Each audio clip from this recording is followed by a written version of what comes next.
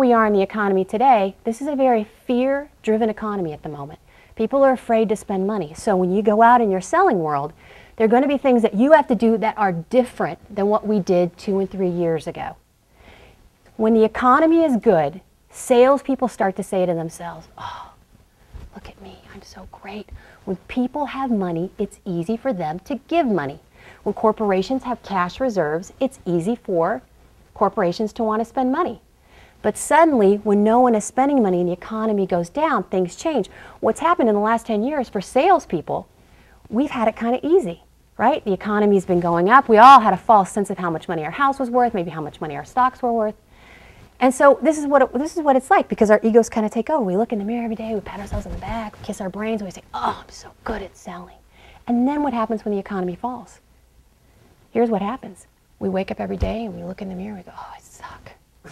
I stink at this, right? And so then you get up and instead of it's 10 o'clock in the morning, you should be out prospecting or sitting at your desk. What do? You put on The View, or you might put on ESPN, right? Because it's so much easier than, because it becomes a battle. It's like the epic battle. We are salespeople from the day we're born. When the baby cries, what is it selling you? Give it a bottle. My 6-year-old son is the best salesperson I have ever met. He negotiates backwards. There's 3 bags of recycling because we have 3 barrels of recycling. So we give him $1. Well, he's gotten very smart because that's 3 bags and it only equals $1. So last week he came to me and he said, I need $3 to take out 3 bags of trash. And I said, Jacob, you're not getting $3 to take out 3 bags of trash. And he said, okay, how about $5 to take out 3 bags of trash? And I said, you're not hearing me. It's $1 for 3 bags of trash. He goes, I will take out that trash for $10. That's it. He is a negotiator better than I could negotiate. Because when we're young, and he has a great concept of money, but when we're young, we have no fear.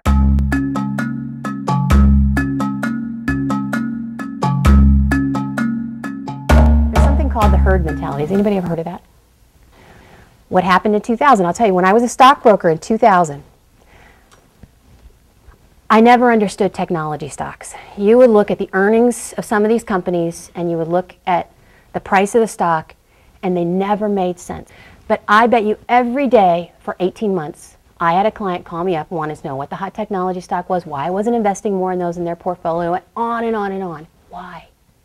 Because their neighbor was doing it, because their aunt and uncle were doing it, because their grandfather was doing it. Everybody wanted technology stocks. What happened? Huge bubble, it all fell apart. What happened to the housing market in 2006, 2007, 2008?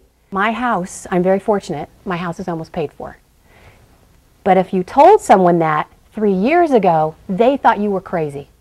And the reason they thought you were crazy, because I could take that money out of my house, I could go buy 5 more properties. I could get rich, right? So, and there was a time when I almost believed that, but what is that? It's the herd mentality when everybody feels comfortable doing something that someone else is doing, It's just easier to make a decision when everybody else is collectively doing it.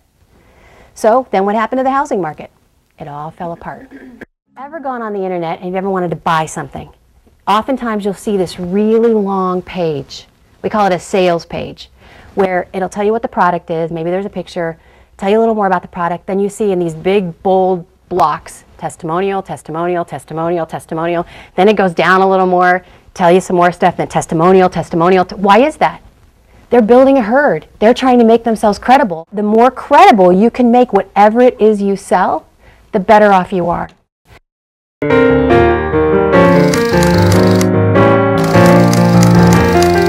Class a year or so ago, and I said to this class, what's the first thing you think of when you hear the word goals? And this woman in the back, she was sitting way in the back, she hadn't said anything for a day and a half. She said, mammogram. I said, the first thing you think about when you hear goals is mammogram?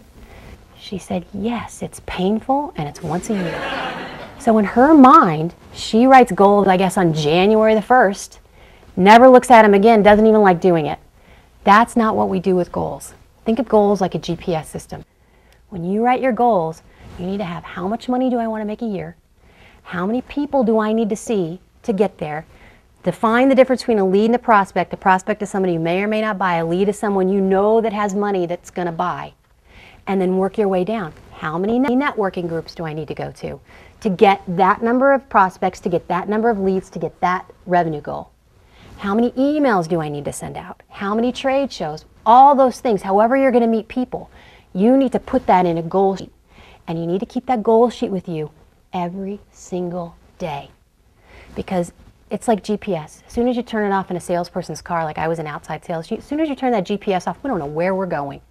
It's the same thing with the goal sheet. If you actually want to get somewhere in life, you better know where you're going and you better have a plan on how you're going to get there.